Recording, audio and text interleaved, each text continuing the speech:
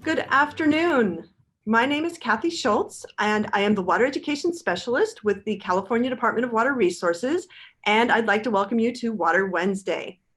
Today, we are wrapping up our series on floods in California. We kicked things off with George Qualley a few weeks ago. George told us about the risks of flooding, particularly in the Sacramento Valley, and the projects that were built and the infrastructure that was developed to help address this risk. Mike Mearswood joined us next and talked about how we use built features like levees and weirs, as well as natural features like floodplains to also help manage flood risk. And then last week, Alyssa Lynn joined us to talk about atmospheric rivers, climate change, and the ongoing research that will help us better manage floods now and as well as into the future. So why have we been talking about floods when it is still summer hot outside? At least it is here in Sacramento where DWR's headquarters is. Well, this week is Flood Preparedness Week, and it is always better to prepare for a flood before it actually happens. And as we heard from George and Mike and Alyssa, despite all the forecasting and the construction of levees and reservoirs and the protection or restoration of floodplains, flood is a natural part of the water cycle in California. So it's really important that we are prepared for when those floods happen. Today we're joined by Connie Perkins. Connie is a senior engineer in the Floodplain Management Office, which is under our Division of Flood Management. And after hearing from George and Mike and Alyssa about all the different things that different agencies and researchers are doing, Connie's going to be talking about the steps that you can take to be flood ready in your homes. The mission of the California Department of Water Resources is to sustainably manage the water resources of California in cooperation with other agencies to benefit the state's people and protect, restore, and enhance the human and natural environments. And Flood Preparedness Week is really a first-class example of DWR fulfilling its mission. In putting on Flood Preparedness Week, DWR cooperates with lots of other agencies throughout the state, including the California-Nevada River Forecast Center, the National Weather Service, the Federal Emergency Management Agency, you might know as FEMA, the Central Valley Flood Protection Board, the Governor's Office of Emergency Services, lots of local agencies, including cities and counties, as well as professional organizations and regional working groups. And this is a huge statewide issue, and it takes a lot of people all coming together and working together to help manage flood risk. In fact, you may have already heard from your local water agency or your city government about the importance of being flood ready, because this is going on. This is a statewide Flood Preparedness Week. The other thing, coming back to the DWR mission, managing flood risk is a huge part of protecting the human and natural environments. And it can also involve restoring our natural environments, things like floodplains. So this is a really, it's very, very integral to our mission, what we're doing. And we're really excited to share some ideas today on how you too can take action at home and be flood ready. Before we get started today, I'll just go through a few logistics. By now, most of us have probably spent more time on Zoom than we ever expected. But in case you are joining us for the first time, I just wanted to let you know that while we have asked that you turn off your cameras and your microphones, put yourselves on mute, we really do want to hear from you. And so down at the bottom of your screen is the chat box. The chat box is turned on. You can send your messages to me, and I will get through as many of them as I can after Connie's done with her presentation. So we'll get those questions answered for you. There's also a closed caption feature on Zoom that you can turn on or off, whichever you like to have. And that function is also down at the bottom of your screen. It's a little bit to the right of the chat box. Just look for the little square that says CC. All right, well, I think that's enough from me today. Before I turn things over to Connie, though, we're just gonna kick things off with a short video about being prepared for flooding in California. So enjoy.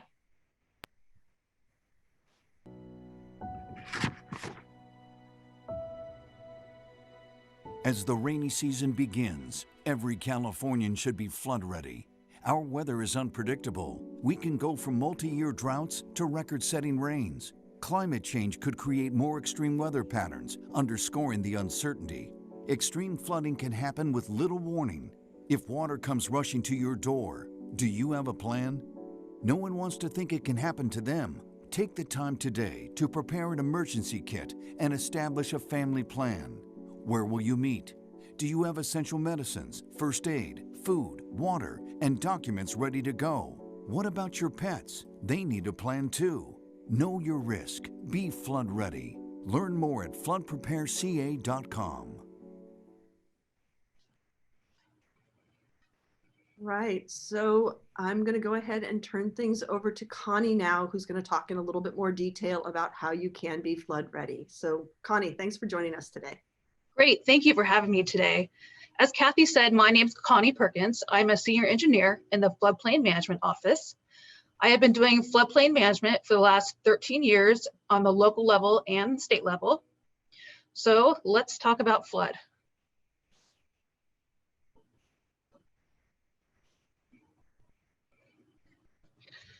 I want to welcome you to the 9th annual California Flood Preparedness Week. It is this week, October 19th through the 23rd. It's held each year, usually near the end of October, which is right before flood season starts in California.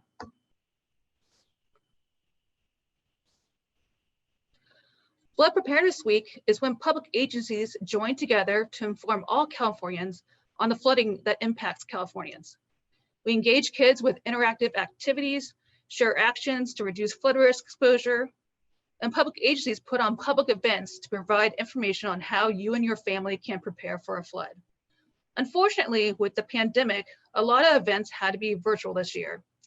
In the past, we've had events such as school education events, flood fairs with things such as sandbag demonstrations, and the DWR's flood model for you to play with that shows what happens when a lot of water comes into your neighborhood. And we've had high water mark sign unveiling events. As you can see in the picture in the slide, the red line of the picture shows how high the water got on January 10th, 1995 in the city of Roseville along Dry Creek. As you can see, it was above the street. So floodings can happen all over California, although different places may experience different types of flooding, and I'll talk about a few of them. You can have slow rise flooding when rivers and even small streams rise above their banks. You can have stormwater flooding, which can occur in your neighborhoods when water backs up, perhaps because of a storm drain is clogged or an undersized drainage pipe. On the coast, you can have extreme high tides or high storm surges can cause coastal flooding. And in Southern California, you can have coastal flooding and you can have debris flooding. Debris flows can also occur in many areas recently burned by wildfires.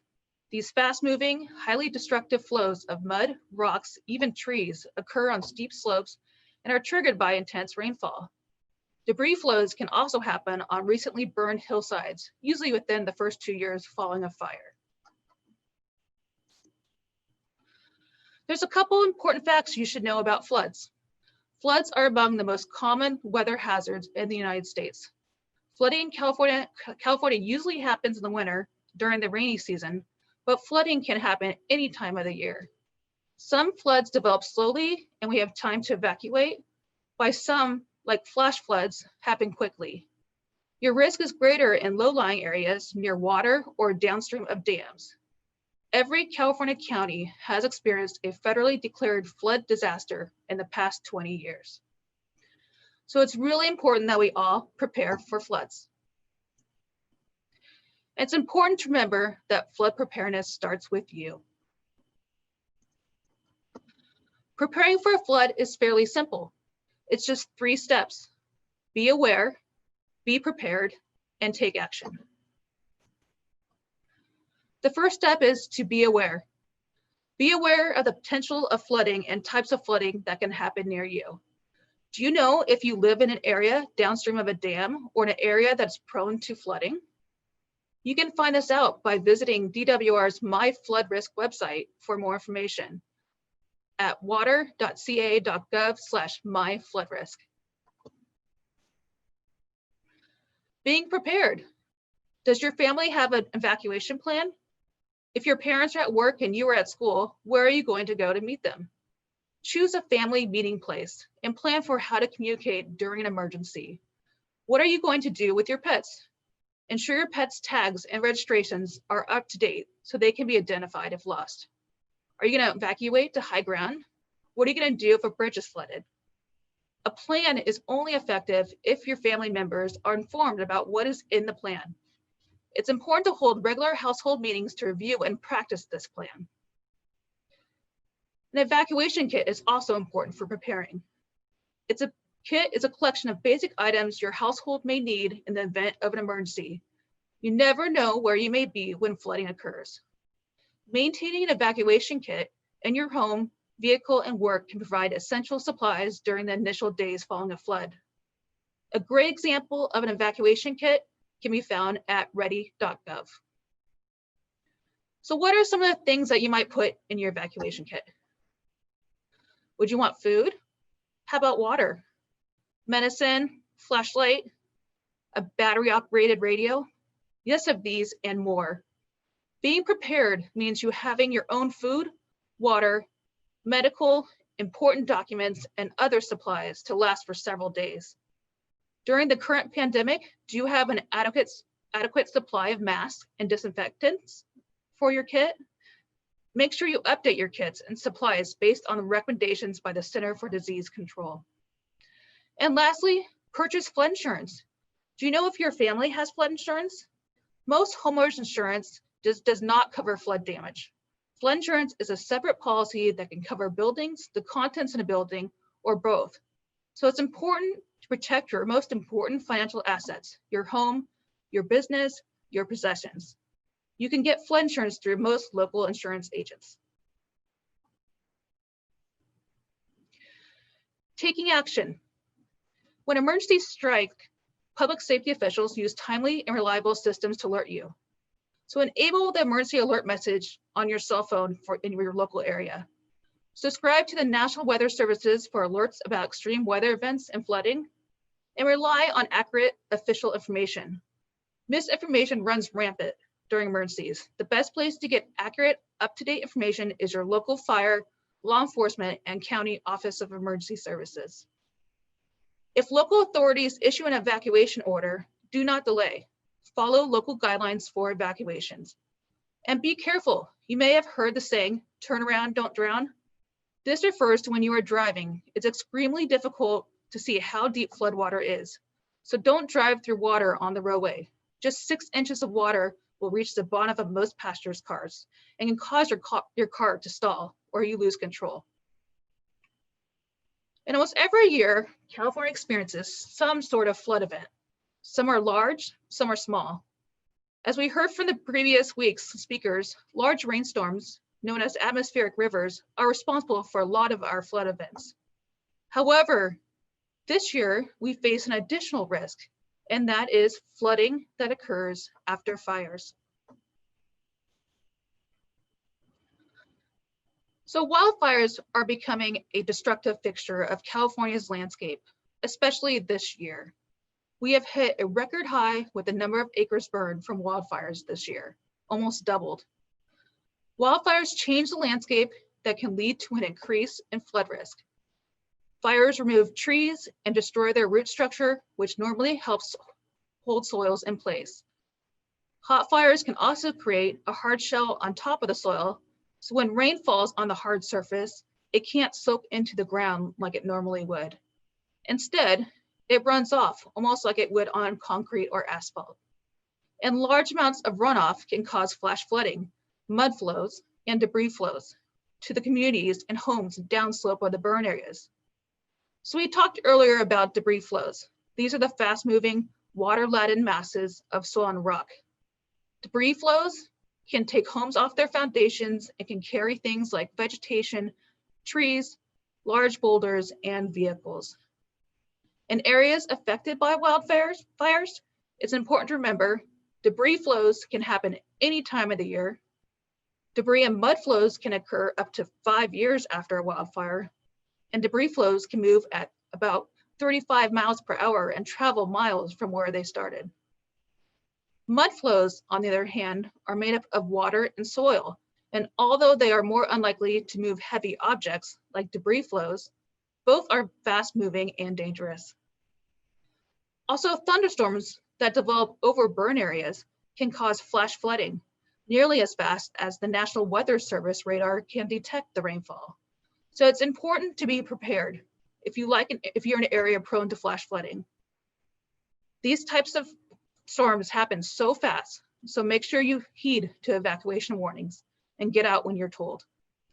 Here's a short video to explain.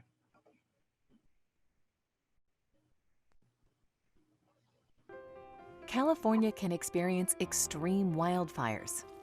Did you know that burned land and hillsides increase our risk to dangerous mud flows? You see, without trees, plants, and brush to absorb rain, the water bounces off slick, scorched soils. Instead of soaking into the earth, rain flows fast down charred hillsides, taking whatever is in its path with it. If you live downhill of an area affected by fires, you are at risk for flooding. Know your risk and be prepared. Have an evacuation plan, have an emergency kit, and make sure you have flood insurance. Neighborhoods, schools, roads, and highways have all been impacted by floods after fire. Make sure you're flood ready. For more information, visit floodprepareca.com.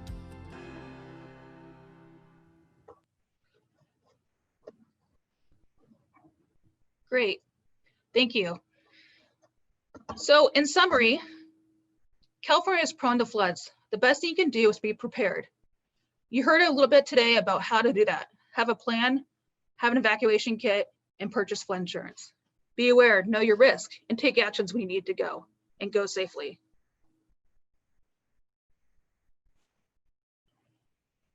Thank you. Any questions? Thank you so much, Connie. And yes, there are some questions. We've got some questions coming in. And let's see, which one do I want to start with? Since we just talked about flood after fire, in addition to having a plan and recognizing the risk, is there anything else that people in the recently burned areas can do to help protect their homes or their communities if they do live in a recently burned area? Well, they can as I said, have an evacuation kit ready, have flood insurance. If you get flood insurance, it takes at least 30 days before it becomes effective. So you can't buy it right before a storm's coming. And also, when they tell you to evacuate, get out as soon as possible. Okay. So really there's no time of the year to reseed or revegetate the hillsides or things like that. It's you just need to be prepared for the risk. Yes, it takes about 3 to 5 years for the landscape to go back to normal. Okay, all right. Another question, a couple questions about supplies. If there is a flood coming and people have some advance notice about it, where can they go for supplies? Is that done locally or how is that done? So every evacuation kit is unique to each family. You probably have certain documents you want to take. If you take medicine, you want to make sure you take medicine. There's great websites such as ready.gov that has a checklist of things you can get for an evacuation kit. There's also apps that you can get, such from Red Cross, from FEMA, that you can download, and they have helps to plan you respond to emergencies. So those are great assets. Should people have sandbags on hand as well, or is that something they can get from their local agencies, or does DWR provide things like that? So usually their local agency supplies those, and they usually will have it on their website or make announcements on where to go pick those up. Okay. So if they know a storm's coming and there's a threat, they will have those on hand for residents. Got it. And how do the sandbags work? How do they work? Yeah. Well, you fill them with sand. And they block the water from coming in. So you usually only fill them halfway. I think that's a mistake most people make, that you need to fill them all the way. So but they do block the water. So you'd like fill them halfway full of sand and then just put them around the cracks of your doors and things like that to keep the water yes. from coming in? So yeah. So you pile them up as a wall. Yep. What's that? Pile them up as a wall. Okay. All right. How much do they weigh when they're about half full? Oh, I don't know. I haven't picked one up for a long time, but they're pretty heavy. Yeah. They're probably about 10 pounds each. Okay. So maybe people start lifting weights as part of their prepare. Yes. So you mentioned that the flood insurance takes 30 days to kick in. You can't buy it when suddenly you look on the weather, the news, and see that there's like 4 atmospheric rivers lined up in the Pacific. That's too late to buy your flood insurance. Yes. So should people be buying it now, or is there a certain time of year that's the best time to buy it? I would get it now, and I would continually have it. Mm-hmm. It renews once a year. And if you live in an area that's not a non-special flood hazard area, you can actually get a preferred risk policy, which is a very good price, but you can go to msc.fema.gov to figure out what flood zone you're in. Mm-hmm. The National Flood Insurance Program is going through a lot of changes right now, but that's the best way right now to figure out what flood zone is and contact your local insurance agent to find out how much that flood insurance would be. But I always recommend that people keep it year round, because you never know when we're going to have a flood. That's a good point. Good point. What is the first notification that people will get if a flood's coming? You said something about putting apps on your phone, or? So most local agencies have like an emergency alert system. Mm-hmm. You can register on their websites and give them your phone numbers, your cell phones, your emails, and they usually will send messages to you. You also can get messages from the news, from a radio, or just going to the websites. But usually there's like a reverse 911 system that most local agencies have. Okay.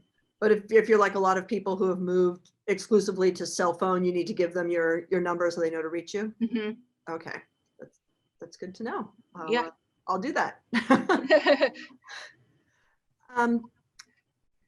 So somebody's asking is about the flood. Another question about the flood insurance. It's an add-on, not with your regular homeowners insurance or renters insurance company. It's not a separate company that they need to contact for flood insurance. No, your local flood insurance agent most of the time can just get that policy for you through FEMA. Okay. So. All right, but it is separate. It's separate from homeowners. Yes. It's separate from So renters. that's one mistake people make. It's not the same as homeowners insurance. Mm-hmm. So it's a separate policy. What about automobile insurance? Is flood damage covered on your automobile policy, or would you have to have a separate flood policy for that? I'll have to get back to you on that. I'm not sure, but I can find that out for you. Okay. Yeah, I've never really thought about either. Yeah. The questions coming in. So what is the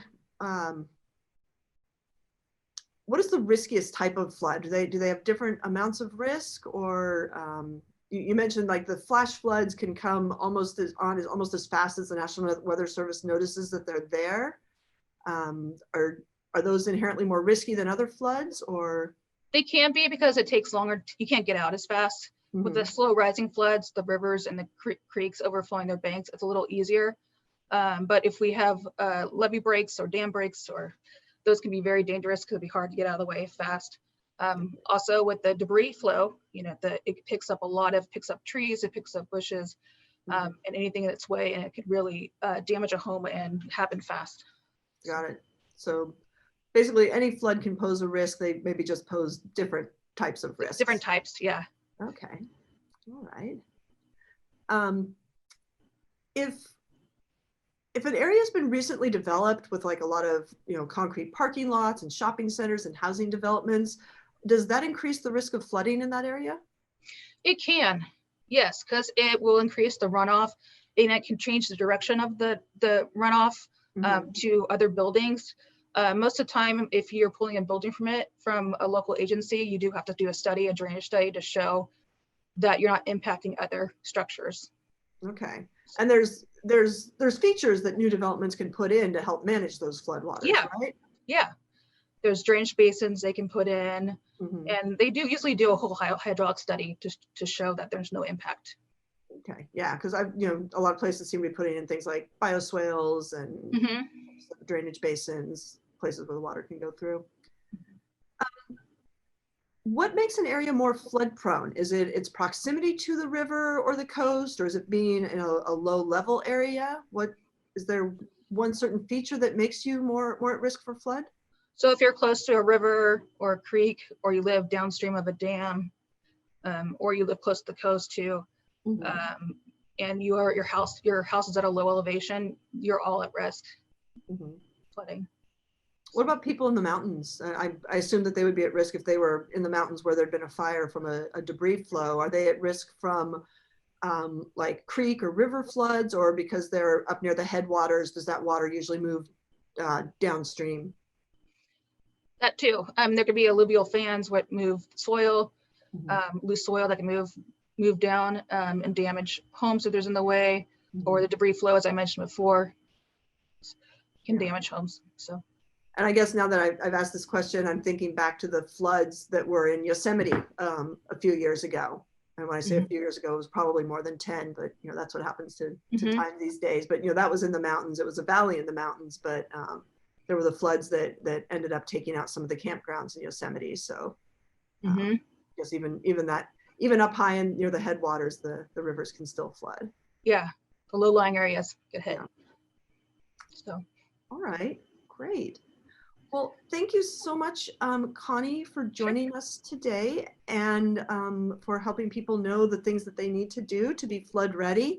It's always hard to think of when it's sunny and almost 90 degrees outside, but this is the time to be ready. Mhm.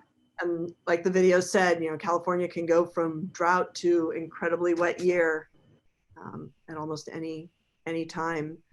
Um, so I want to thank you again for Okay. joining us here today. And I want to thank everybody at home as well for coming. And I hope that you will visit the websites that Connie mentioned. We'll be sharing those with you and we'll have them available on our YouTube channel in the comments. Um, we will be back next Wednesday at 1 o'clock for another Water Wednesday. And this one is going to be a special Halloween Water Wednesday. We're going to be talking about vampire fish. And if you've never heard about vampire fish in California, that's because they usually go by another name, but I'm not going to tell you what that is. You're going to have to come back and join us next week to find out about the vampire fish. But in the meantime, we really do encourage you to be flood ready. You can always visit our website, water.ca.gov, and go from there. There's lots of information on floodplains, what the work that the Department of Water Resources does. We also have a number of free educational materials for kids of all ages, young kids, teens, tweens, in between.